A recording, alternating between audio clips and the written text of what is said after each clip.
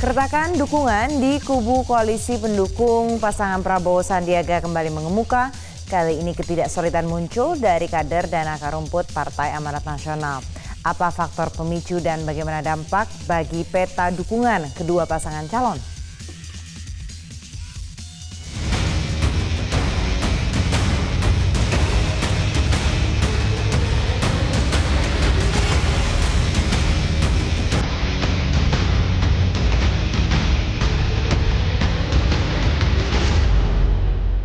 Satu persatu partai politik pendukung Prabowo Sandi di luar Gerindra mulai sadar dengan posisinya di koalisi adil dan makmur.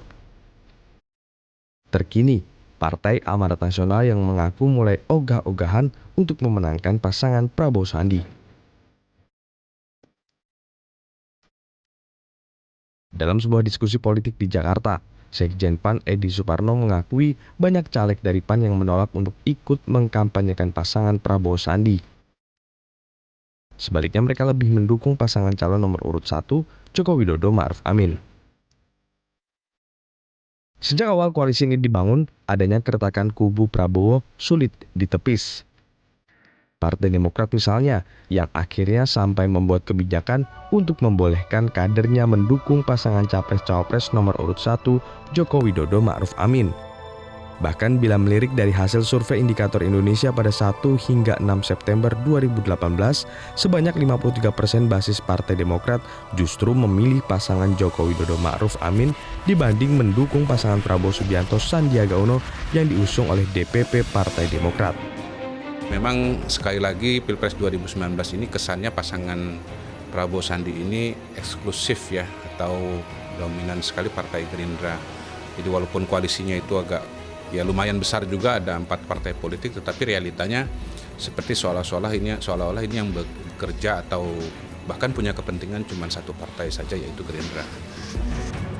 Belum lagi dengan Partai Keadilan Sejahtera yang belakangan masih sibuk untuk membereskan dapurnya dengan merestrukturisasi pengurus PKS di tingkat daerah.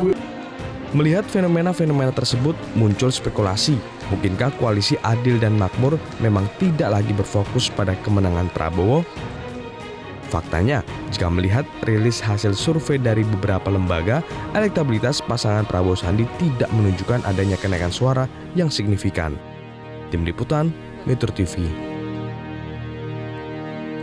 Kita akan membahas soal pecahnya dukungan PAN untuk Prabowo Sandi dengan Ahmad Riza Patria, juru kampanye nasional Prabowo Sandi yang akan bergabung lewat sambungan telepon, juru bicara tim kampanye nasional Jokowi Ma'ruf Aceh Hasan Sadzili, dan Direktur Eksekutif Poltreking Indonesia Hanta Yuda. Kami masih menunggu untuk tersambung dengan Bang Riza Patria. Saya langsung aja ke Bung Hanta. Bang Hanta, kalau Anda melihat ini perpecahan yang terjadi di PAN begitu, dan bahkan sekjennya pun menyebut pokoknya kita fokusnya hanya untuk memenangkan PAN saja di sini.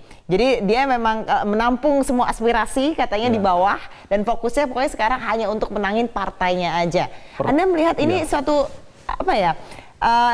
sesuatu yang tidak disangka-sangka atau sudah ditebak? Ya, menurut saya sudah bisa ditebak. Kenapa? Satu, kalau kita lihat dari basis masanya dan proses dukungan, memang dibandingkan Gerindra yang relatif solid ke Pak Prabowo, PKS mungkin nomor 2-nya, maka PAN lalu Demokrat itu selain pemilihnya terbelah, memang dinamikanya cukup kencang. Jadi tidak mulus dalam proses itu, jadi agak wajar. Tetapi yang kedua, yang paling penting menurut saya adalah semua partai itu akan melakukan kalkulasi secara realistis dan rasional. Mengapa? Karena dalam konteks pileg di 2019 yang serentak ini, saya memetakan paling tidak ada 3 jalur strategi untuk mendulang suara bagi pileg. Satu, semua partai bisa melakukan melalui strategi membranding partainya. Jadi kalau bicara PAN, basis misalnya Muhammadiyah, selama basis loyal PAN itu di branding saja, mereka akan memilih PAN. Jadi partainya. Yang kedua, melalui jalur strategi calegnya. Caleg siapapun bisa melakukan, partai apapun bisa melakukan. Nah, poin yang ingin saya tekankan, dan yang ketiga, jalur capres. Jadi melakukan brand connection antara capresnya dengan partainya, atau kita sering mengatakan kotel efek atau efek ekor jas.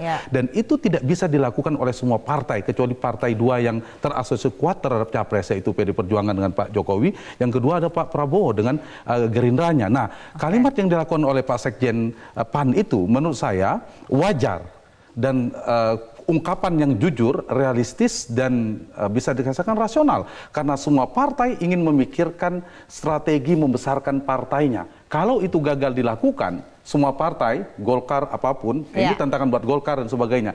Semua partai pasti menginginkan menang di Pilpres, tapi sebagai ketua umum, sebagai sekjen juga sukses memimpin partainya, dia mendapatkan perolehan partai yang signifikan. Supaya posisi tawarnya juga kuat dalam pembentukan pemerintahan setelah pemilu berlangsung. Tapi kalau dari statementnya Mas Edi itu sepertinya nggak semua caleg-calegnya itu nggak mikirin yang kotel efeknya ini, karena mereka ingin fokus menang aja dulu, yang penting ini pileknya gitu. Ini kita sudah tersambung dengan Mas Riza, coba saya sapa dulu. Mas Riza bisa mendengar kami dengan baik?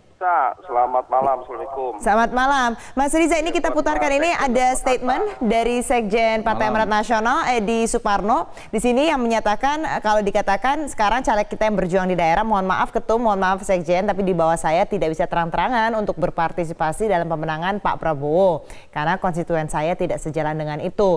Juga ditambahkan lagi yang jadi fokus perhatian bagi PAN, di sini pertarungan tahun depan, 2019 ini bagi PAN, mungkin partai-partai lain adalah pertarungan eksistensi partai, begitu dikatakan seperti ini oleh Pak Edi Suparno. Artinya nggak solid nih dukungan untuk Pak Prabowo. Nah, Mas Riza menanggapinya bagaimana? Jadi begini, yang pertama bahwa di masyarakat Indonesia ini, konstituen atau masyarakat itu terbagi dua. Kita belum bicara partai itu terbagi dua. Ada yang pilihan presiden ke Prabowo, ada yang pilihan presidennya ke Pak Jokowi. Apapun partainya. Yang kedua, memang Partai Gerindra dan Partai PDIP diuntungkan, mungkin juga PKB, ya, karena memiliki capres dan cawapres. Yang ketiga, bahwa partai-partai ini ketika memutuskan harus memilih Prabowo atau Jokowi, itu dihitung untung ruginya bagi partai, itu sudah pasti. Contoh PKS. Mohon maaf kalau PKS kemarin menentukan ke Pak Jokowi, tanya Mas Hanta, mungkin suara PKS lebih kecil dibandingkan dengan mendukung Prabowo. Kalau kasus PAN? Begitu sebaliknya di sebelah sana. Katakanlah Nasdem.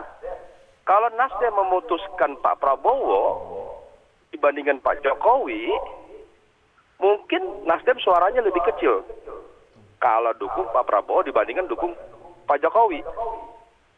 Nah, sekarang bagaimana dengan PAN? PAN juga begitu. Kalau PAN kemarin memutuskan ke Pak Jokowi, saya yakin suaranya lebih kecil dibandingkan dukung Pak Prabowo. Kenapa begitu? Halo? Mas Riza, PAN kan pernah jadi bagian di pemerintahan, begitu. Posisinya nggak sekuat PKS kalau dilihat di koalisi Gerindra. Posisi PAN mohon maaf, posisi PAN di Jokowi setengah hati juga. Kemudian kalau kita ingin jujur, posisi PAN, kita lihat karakteristik masyarakatnya. Mas Hanta bisa jelaskan. Karakteristik masyarakat PAN, pemilih PAN, kecenderungannya ke Prabowo. Kita bisa lihat hasil survei-survei. Terakhir, hasil survei indikator Burhanuddin Muhtadi. Saya hadir sebagai narasumber bersama Bambang Susatyo Golkar, ARA PDIP, dan PKS Mardani Alisera.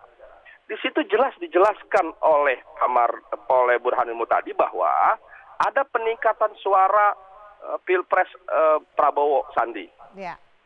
Dan kalau dibedah ke dalam di situ ternyata bahwa setiap partai, PDIP kah itu, Gerindra kah itu, sampai Hanura itu, ada konstituen partai-partai, 10 partai di DPR ini, ada yang sekian persen dukung Prabowo, sekalipun dia partai PDIP, ada sekian persen dukung Pak Jokowi, sekalipun mungkin dia PAN.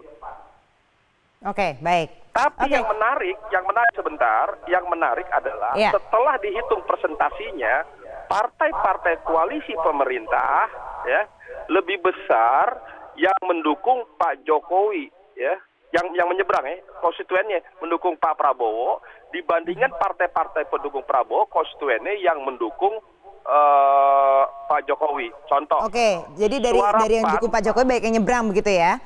Kita bukan akan banyak bahas menyeberang. Maksud, jadi contohnya kayak PAN, sebentar. Kayak PAN, berapa banyak yang dukung Prabowo?